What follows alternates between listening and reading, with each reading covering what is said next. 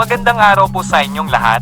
Narito na po ang pinakabagong ulat ng panahon para sa ating bansa ngayong araw ng Linggo, ika-23 ng Pebrero taong 2025.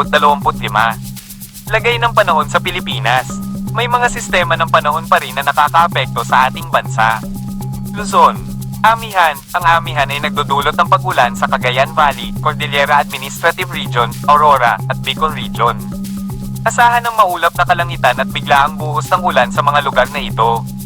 Metro Manila at nalalabing bahagi ng Luzon, inaasahang magiging maayos naman ang panahon sa Metro Manila at sa nalalabing bahagi ng Luzon. Visayas. Maulan, inaasahan ng makapal na ulap at pag-ulan sa halos buong Visayas dahil sa sama-samang epekto ng LPA at shear line. Apektado rin ang lalawigan ng Palawan. Mag-ingat sa posibleng pagbaha at pagguho ng lupa dahil sa patuloy na pag-ulan. Ang lupa ay malambot na dahil sa mga nakaraang araw ng pag-ulan, kaya't mataas ang posibilidad ng pagguho at pagbaha sa mabababang lugar. Mindanao. Caraga, inaasahan ng pag-ulan sa Caraga dahil sa LPA at shear line. Nalalabing bahagi ng Mindanao, inaasahang magiging maayos naman ang panahon sa nalalabing bahagi ng Mindanao.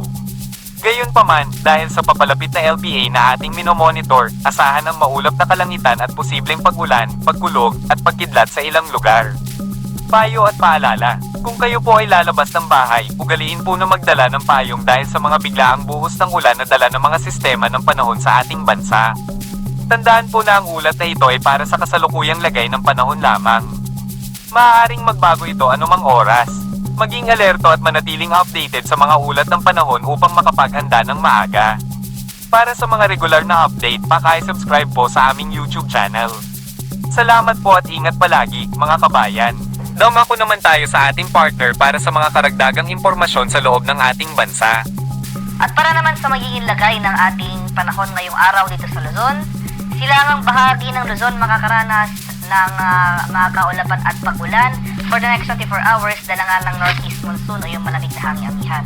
So muli itong area nga ng Cagayan Valley, Cordillera, buong Bicol Region at itong mga lalawigan ng Aurora at Quezon, so eastern section ng Luzon, makakaranas ng mga pag-ulan. For Metro Manila and the rest of Luzon, ay fair weather conditions ating mararanasan, maaliwala sa panahon. Kung may mga pag-ulan mang inaasahan, ito yung mga light rains o pag-ambon lamang.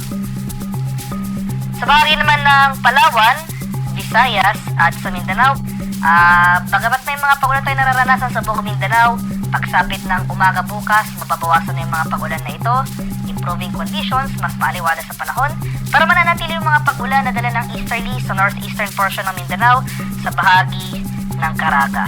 Dahil rin sa epekto ng shear line, na inaasahan natin na sa mga sunod na araw, yung tuluyang paghina nito o yung pag-atras ng epekto nito, buong Visayas pa rin, pati na rin itong buong Palawan, magpapatuloy itong mga kaulapan at mga kalad-kalad na pag-ulan, pagkulog at pagkidlat. Kaya patuloy tayong maging handa at alerto sa mga banta ng pagbaha at pagbuho ng lupa, especially dito sa area ng Eastern Visayas at Palawan dahil nga sa mga nakarang araw nakapagtala tayo ng mga pagbaha sa areas na ito.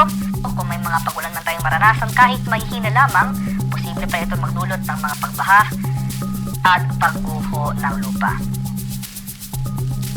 At sa kalagay nating karagatan, walang gale warning na nakataas sa anumang baybay na ating kapuluan. Iba yung pag-iingat pa rin sa ating mga kababayan na maglalayag sa northern and eastern seaboards ng ating bansa dahil makakaranas pa rin tayo dyan ng katamtaman hanggang sa maalong karagatan.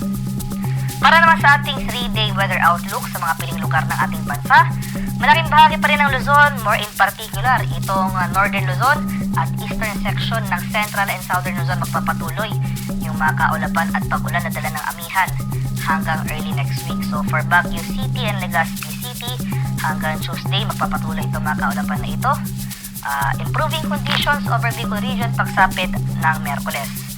So for the rest of Luzon, including Metro Manila, sa tatlong araw na ito, Monday hanggang sa Wednesday, makakaranas tayo ng maaliwala sa panahon, may chance pa rin tayo, ng mga light rains o dagli ang pag-ambon na dala ng hanging amihan. Dito naman sa area ng Visayas, magpapatuloy pa rin yung epekto ng shear line sa buong Visayas sa araw ng Lunes at unti-unting hihina or aatras yung epekto ng shear line. So pagsapit ng Tuesday hanggang Wednesday, itong area na lamang ng Eastern Visayas yung makakaranas ng mga kaulapan at tuloy-tuloy na pag-ulan. At improving conditions ang mararanasan for the rest of Visayas, sa Central Visayas, Western Visayas at Negros Island region. Kaya for Tuesday and Wednesday, for Metro Cebu and Iloilo City, improving conditions na ating mararanasan. Ngayon pa man, magdala pa rin tayo ng pananggalang sa ulan dahil nandyan pa rin yung mga tsansa ng isolated rain showers or localized thunderstorms. Sa bahagi naman ng Mindanao, for these 3 days, Monday to Wednesday, ay easterlies yung inaasahan nating magiging prevailing weather system o yung weather system na makaka-apekto sa nabanggit na lugar. So fair weather conditions ang mararanasan sa central and the western sections ng Mindanao. So sa Cagayan de Oro City and Zamboanga City ay bahagyang maulap hanggang sa maulap na papauring, sasamahan lamang yan ng biglaan at panandaliang buhos ng ulan. Pero nga itong eastern section ng Mindanao, including Caraga and Davao region, so dito sa area ng Metro Davao, sa araw ng Tuesday hanggang Wednesday dahil sa epekto ng easterlies, asahan natin itong mataas na tsansa ng maulang panahon. At para sa ang haring araw dito sa Kamaynilaan ay lulubog mamayang 6:03 ng hapon at sisikat naman sa ganap na 6:16 ng umaga.